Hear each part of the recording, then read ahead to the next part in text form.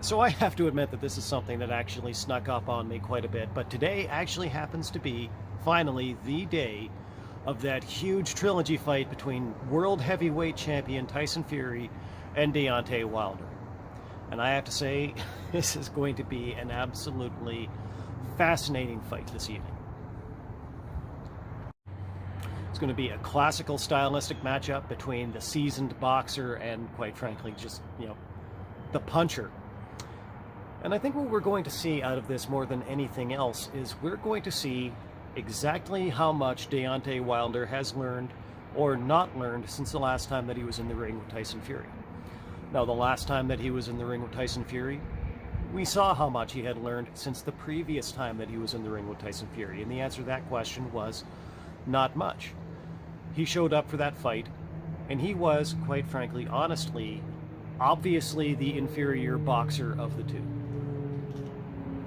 The fact that he lost the fight suggests that probably he was the inferior fighter of the two, but he was definitely the inferior boxer of the two, and that was what made the difference.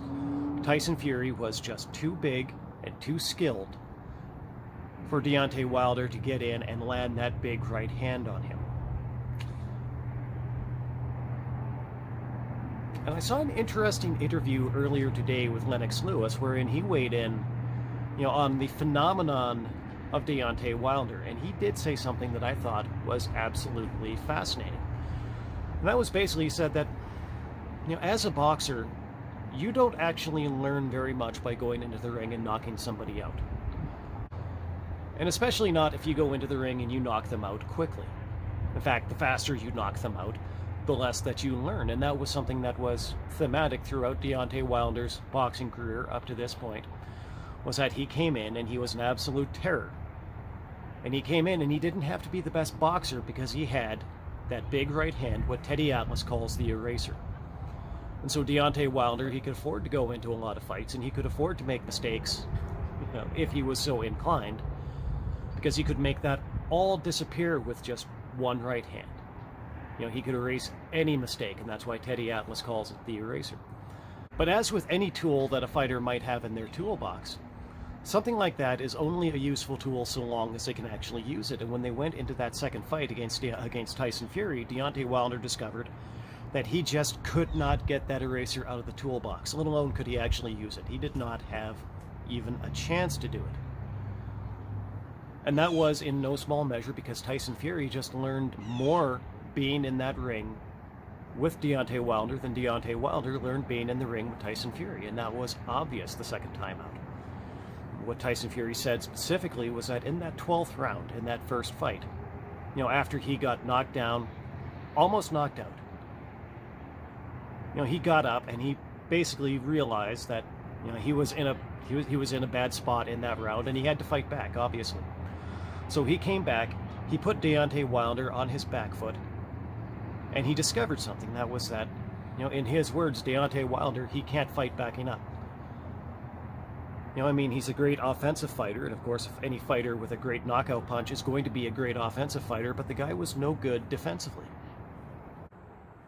And as Lennox Lewis pointed out, that was in no small measure because, honestly, he just never had to be. He never had to learn how to be a great defensive boxer because he had never been in that kind of position. And so what a lot of people were looking at was his tool to victory. His key to victory, that one big tool, that eraser, actually turned out to be his biggest obstacle to learning how to be a better boxer throughout his career. And honestly, I think that it does make sense. Victory just doesn't teach you as much as and honestly, I think it makes perfect sense. Victory just doesn't teach you as much as adversity does. And the easier the victory is, the less that it teaches you. And the interesting thing about Deontay Wilder, the very disappointing thing, was that not only has he not been a student of adversity, not only has he not been a student of defeat, the way that a lot of people need to be to improve and get better, he's not even a willing student of it.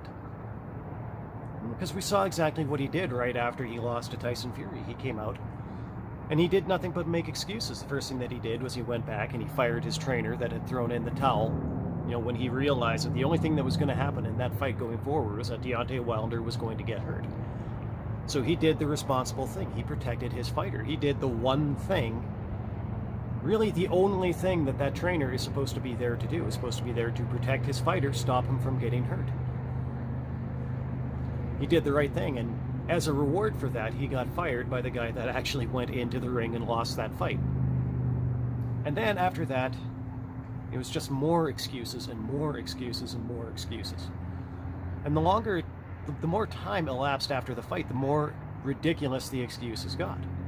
And I believe that the first one was he came out and he said that his legs were all worn out because his costume that he wore was too heavy. It's like, well, hey, Deontay, you wore the costume. Like, you probably chose the costume. You bought that thing. You own that thing. So if that thing wore you out on your way to the ring, okay, well, hey, that's your fault. But then things got a little bit more ridiculous than that. He came out and said that the Fury had loaded his gloves. Well, there was no evidence of that. I mean, there's always a commissioned person present in the room when a boxer wraps their hands and put on their gloves. And so if they were loading their fists, they would have had to have had the commission in on it. And let's face it, it's not exactly like boxing commissions have a long history of being in Tyson Fury's corner. As a matter of fact, they actually tend to go the opposite way on him. He's not what you would consider to be a favorite fighter. And so then you got the third excuse, which was the most ridiculous of any of them, where he basically came out and he said, oh, well, my trainer was poisoning my water. Now, obviously that sounds unlikely. Yeah, that sounds very unlikely. As a matter of fact, it really sounds like the kind of thing. I think that Deontay Wilder is lucky that his trainer didn't sue him for saying something like that. And so all of these excuses are one thing. I mean, none of them really hold water, and so when you look at them through one particular vein, basically it's Deontay Wilder lying to the public about how he lost that fight. But the other thing about it is that the moment that these things even come out of his mouth, the moment that these excuses even formulate in his mind, the moment that happens, Deontay Wilder is also lying to himself. So how much can you expect a fighter who's used to having it, who's used to having victory comparatively easy? How much do you expect him to learn from a defeat when he won't even be truthful with himself about the way that he lost? And so this evening, we're going to learn exactly how much Deontay Wilder has learned since the last time he's been in the ring with Tyson Fury. And unfortunately, it just does seem to me like, really, in that regard, he hasn't done himself very many favors.